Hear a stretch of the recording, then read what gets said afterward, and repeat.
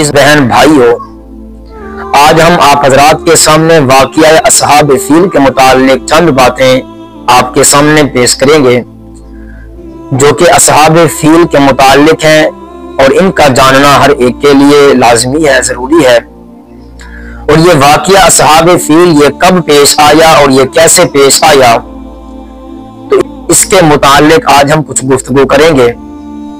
अगर आप हमारे चैनल के ऊपर न्यू हैं तो चैनल को सब्सक्राइब करें और वीडियो पसंद आए तो उसको लाइक करें। तो अजीज मोहतरम, ये वाक़िया असहाब फील ये अल्लाह के पाक पैगंबर की विलादत तैयबा से 50 या 55 रोज कबल ये पेश आया। कमो पेश हो सकता है क्योंकि ये तारीखी बातें होती हैं। तो अल्लाह के पाक पैगंबर की विलादत तैयबा से 50 या 55 रोज कबल ये वाक़िया असहाब फील पेश आया। मक्का मुकरमा के अंदर जो काबतुल्लाह था, जो अल्लाह का हकीकी घर था, मक्का के लोग उस काबतुल्लाह के अंदर जाके अल्लाह की इबादत करते, तवाफ काबा करते और वहां पे जाके हज करते। तो अबरहा जो कि यमन का गवर्नर था, जब उसने ये देखा कि ये सादा से लोग इस काबतुल्लाह के अंदर तवाफ भी करते हैं, इसके सामने चक्कर भी लगाते हैं, इस काबतुल्लाह की जाके इबादत भी करते हैं, तो क्यों ना हो कि मैं इसके मुकाबले के अंदर एक ऐसा खूबसूरत इमारत बनाऊं जिसको मैं इसकी मुशाबिहत दूं, यानी इसके साथ तस्वीर दूं, ताकि ये मक्का के सादा लोग उस काबतुल्लाह को छोड़कर इस गिरजा के अंदर जाके इबादत करें, इस गिरजा के अंदर आके अपनी इबादत करें। उस अबरहा ने, जो कि यमन का बड़ा गवर्नर था, जब उसने अपना गिरजा बनाया और बड़ा खूबसूरत बनाया, बड़ा आलीशान बनाया, तो अरब के चंद लोगों ने जाके उसके अंदर निजासत को बखेर दिया। अबरहा ने जब इस बात को देखा कि उसके अंदर निजासत फैली हुई है, तो अबरहा ने इस बात के ऊपर कसम खाई कि मैं उस वक्त तक सांस नहीं लूंगा जब तक मैं काबतुल्लाह को खत्म ना कर दूं। तो उसके बाद अबरहा ने एक बहुत बड़ा लश्कर तैयार किया ताकि काबतुल्लाह को जाके मुनहदिम कर दे, काबतुल्लाह को जाके गिरा दे। नऊज़ बिल्लाहि मिन ज़ालिक। अब वो जब अपने लश्कर को लेकर काबतुल्लाह की तरफ रवां दवा हुआ, तो रास्ते के अंदर जो भी अरबी आए, जो भी अरब के हजरात आए, तो उनको तहतीर कर दिया, यानी उनको नेस्त नाबूद करता चला गया। जब वो काबतुल्लाह के करीब पहुंचा तो हजरत अब्दुल मुत्तलिब, जो कि अल्लाह के पाक पैगंबर के दादा थे, ये काबतुल्लाह उन्हीं की किफालत के अंदर था और ये उनके मुतवल्ली थे।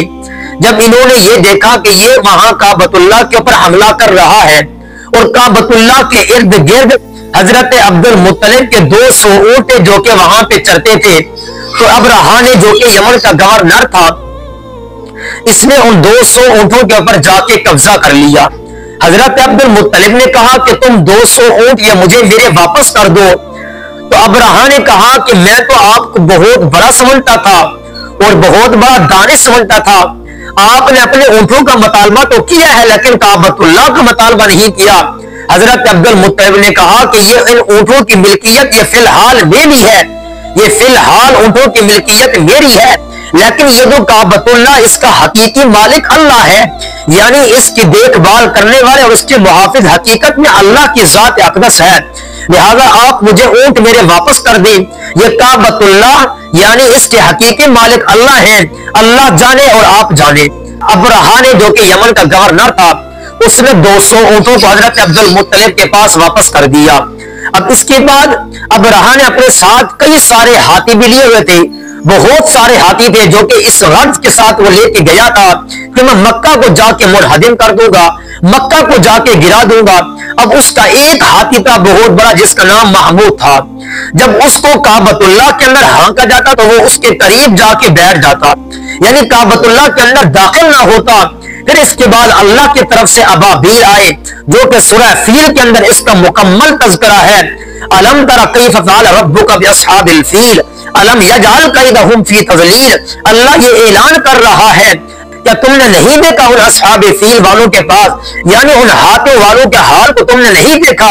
الم یجعل کیدہم فی تضلیل، یعنی ان کو ناکام کر دیا، ان کو گمراہ کر دیا۔ الم یجعل کیدہم فی تضلیل وارسل علیہم طیرا ابابیل، اللہ نے ان کے اوپر ابابیل بھیجے، یعنی ان کے اوپر ایسے پرندے بھیجے جو اپنی چونچ کے اندر تھوڑے سے پتھر کو لے کر، ایک باریک کنکر کو لے کر، جو کہ ان کے پاس ان کے اوپر حملہ کرنے کے لیے گئی۔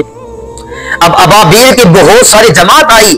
جب ابرہا کعبۃ اللہ کے اندر داخل ہو رہا تھا، اس کو گرانے کے لیے اللہ کی طرف سے ایک بہت بڑی جماعت آئی ابابیل کی، یعنی ایک چھوٹے چھوٹے پرندے آئے۔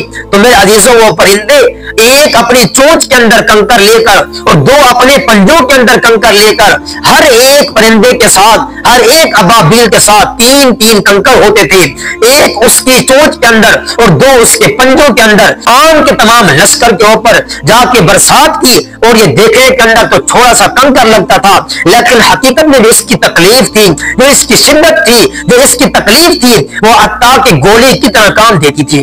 جسم کے اوپر لگتی تھی اور نیچے سے نکل جاتی تھی تو وہ تمام کے تمام اس طرح زخمی ہو گئے، وہ تمام کے تمام اس طرح مر گئے، وہ تمام کے تمام اس طرح تباہ و برباد ہو گئے۔ تو اللہ نے حقیقت کے اندر کعبۃ اللہ کی خود نگہبانی کی ہے اور اللہ نے کعبۃ اللہ کی خود حفاظت کی ہے۔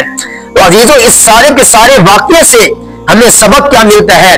میرے اور آپ کے لیے سبق ملتا ہے کہ چاہے مسلمان کے سامنے، ایک اللہ اور اس کے رسول کے فرما بردار کے سامنے کفار کی جتنی بھی بڑی طاقت آ جائے، آدمی کو اللہ کی ذات کے اوپر بھروسہ کرنا چاہیے، اللہ کی ذات کے اوپر توکل کرنا چاہیے، نہ کہ اپنی قوت کے اوپر، نہ کہ اپنے مال کے اوپر، نہ کہ اپنی جاگیر کے اوپر۔ تو میرے عزیزو، حضرت عبد المطلب نے اللہ کی ذات اقدس کے اوپر توکل کر کے، اللہ کی ذات پر بھروسہ کر کے، تو میرے عزیزو اس بات کے اوپر عمل کر کے یہ مجھے اور آپ کو اس بات کا درس دیا ہے کہ چاہے انسان کے سامنے جتنی بڑی قوت آ جائے، جتنے بڑے کفار آ جائیں، جتنے بڑے بڑے حکمران آ جائیں، آدمی کو اللہ کی ذات کے اوپر بھروسہ کرنا چاہیے، اپنی ذات کے اوپر بھروسہ نہیں کرنا چاہیے۔ تھوڑی سی بھی مشکل پیش آئے، آدمی کو اللہ سے دعا کرنی چاہیے۔ اللہ کریم قرآن کریم کے اندر اعلان کرتا ہے، ادعونی استجب لکم، تم مجھے پکارو میں تمہاری دعا کو قبول کروں گا۔ اصحاب پیغمبر کی جماعت جب بدر کے اندر تھی، وہ 313 تھی، انہوں نے اللہ کی ذات کے اوپر بھروسہ کیا تو اللہ نے ان کو میرا فتح دکھائی اور وہ کفار کے اوپر غالب آ گئے۔